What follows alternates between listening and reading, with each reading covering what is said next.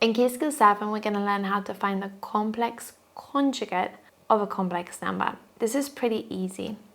What you want to do is you should look at your complex number and identify both the real and the imaginary part, okay?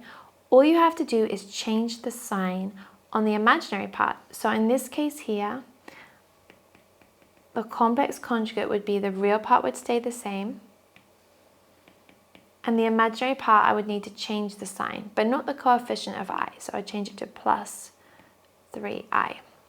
Now there's two different types of notation. You can use an asterisk or a star, or they can use a bar. So here we've been asked to add z to its complex conjugate. So we're going to add 1 minus I, which is z,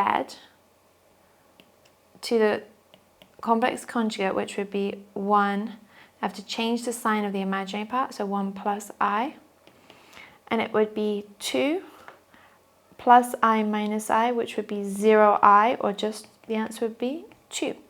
And this makes sense intuitively, because if I've changed the signs on the imaginary part and then I add them together, naturally they're going to equal to 0. For example, in this case, minus I plus I, we're going to get back to 0.